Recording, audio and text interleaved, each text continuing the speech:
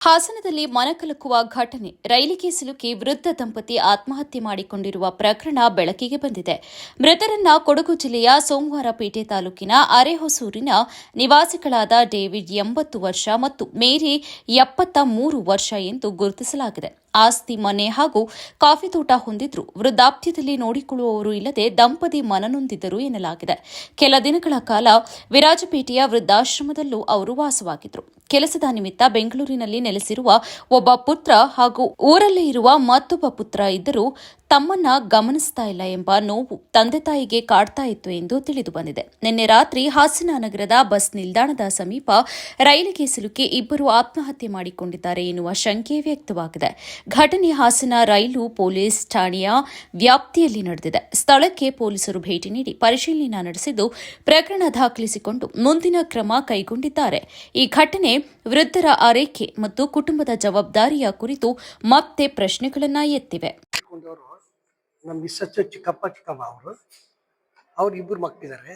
ಮಕ್ಕಳು ಒಬ್ಬ ಮಗಳು ಆಗಲೇ ಬಿಟ್ಟು ಮನೆ ಬಿಟ್ಟು ದೂರ ಬೆಂಗಳೂರಿಗೆ ಹೋಗ್ಬಿಟ್ಟು ಸಣ್ಣ ನೋಡ್ಕೊಂತಿರಲಿಲ್ಲ. ಎರಡು ದೊಡ್ಡ ಮಗನ ಜೊತೆ ಇದ್ರು.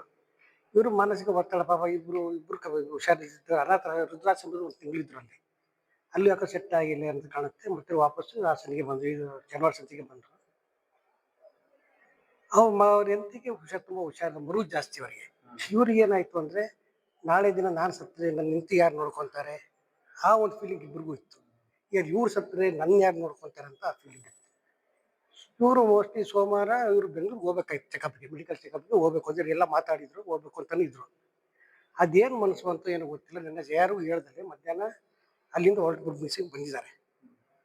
ಇಲ್ಲಿ ಬಂದು ಮಧ್ಯಾಹ್ನ 11 ಗಂಟೆ ಈ ಥರ ರೈಲು ಸಿಕ್ಕಾಕೊಂಡು ಇಬ್ರು ಆತ್ಮಹತ್ಯೆ ಮಾಡ್ಕೊಂಡಿದ್ದಾರೆ. ನಮಗೆ ಗೊತ್ತಿಲ್ಲ. ನಮ್ಗೆ ಈಗ ವಿಷಯ ಗೊತ್ತಾದ್ಮೇಲೆ ಈಗ ನಾವು ಜೈಲಿಗೆ ಬಂದು ನೋಡ್ತಾ ಇದ್ದೀವಿ.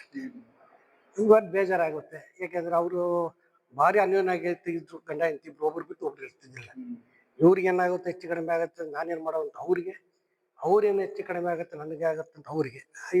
ಇಬ್ರು ಒಂದೇ ತೀರ್ಮಾನ ಮಾಡಿ ಒಟ್ಟಿಗೆ ಹೋಗ್ಬೋದು ಅಂತ ಒಂದು ತೀರ್ಮಾನ ಮಾಡ್ಬೋದು. ಒಟ್ಟಿಗೆ ಹೋದ್ರೆ ಭಾರಿ ದುಃಖಕರ ವಿಷಯ, ಭಾರಿ ಬೇಜಾರಾಗುತ್ತೆ.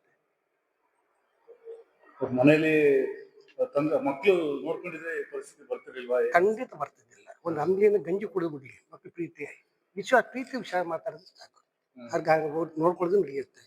ಪ್ರೀತಿಯಾಗಿ ಹೆಂಗಿದ್ರ, ಏನ್ ಮಾಡ್ತೀರ, ಚೆನ್ನಾಗಿದ್ರ ಅಷ್ಟೇ ಸಾಕು. ಅವ್ರಿಗೆ ನೋಡ್ಕೊಂಡಿದ್ರೆ ಈ ಪರಿಸ್ಥಿತಿ ಖಂಡಿತ ಈ ಪರಿಸ್ಥಿತಿ ಬರ್ತಿರ್ಲಿಲ್ಲ. ತುಂಬಾ ಬೇಜಾರಾಗ ಮಕ್ಕಳನ್ನ ಹೊತ್ತು ಎತ್ತು ಸಾಕಿ ನೋಡಿ. ಏನು ಪ್ರಪಂಚನೇ ಹಿಂಗೆ ಈಗ. ಏನು ಮಾಡಬಾರ್ದು, ಮಕ್ಕಳಿಗೆ ಏನು ಆಸ್ತಿ ಪಾಸ್ತಿ ಏನು ಮಾಡಕ್ ಹೋಗ್ಬಾರ್ದು. ವಿದ್ಯಾವನ್ನು ಕೊಡಬೇಕು ಸಾಕಷ್ಟೇ. ಅವ್ರಿಗೆ ಮನೆ ಕಡೆ ಎಲ್ಲ ಹೆಂಗಿದ್ರು ಸರ್? ತುಂಬಾ ಒಳ್ಳೆ ಹೆಸರು, ಒಳ್ಳೆ ಕೂಲಿ ಕೆಲಸ ಮಾಡ್ಕೊಂಡು ಸಾಕಿ ಮಕ್ಕಳಿಗೆಲ್ಲ ಚೆನ್ನಾಗಿ ಸಾಕಿದ್ದಾರೆ. ಚೆನ್ನಾಗಿ ಒಳ್ಳೆ ದೇವ್ರ ಭಕ್ತರು, ಒಳ್ಳೆ ಜನ.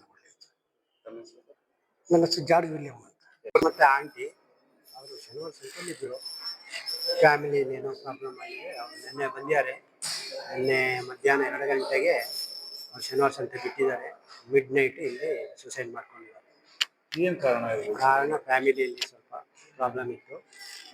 ಮಗನೂ ಅಪ್ಪನೂ ಸ್ವಲ್ಪ ಆ ಕಡೆ ಜಗಳ ಹಾಕ್ಕೊಂಡ್ರು. ಒಂದೇ ರೀಸನ್ನು ನಮಗೆ ಗೊತ್ತಿರೋ ಅಂಥದ್ದು. ಬೇರೆ ಸ್ವಲ್ಪ ಆರೋಗ್ಯ ಸಮಸ್ಯೆನೂ ಇತ್ತು ಅವರಿಗೆ. ಮುಂದೆ ಹೆಂಗೆ ನನ್ನ ಮಕ್ಕಳು ನೋಡ್ಕೊಳ್ಳಲ್ಲ ಅನ್ನೋ ಒಂದು ಬೇಜಾರು ಮನಸ್ಸಿಗೆ ಮಾಡ್ಕೊಂಡಿದ್ದಾರೆ. ಹಾಗಾಗಿ ಇಬ್ರು ಒಟ್ಟಿಗೆ ತೀರ್ಕೊಂಡಿದ್ದಾರೆ.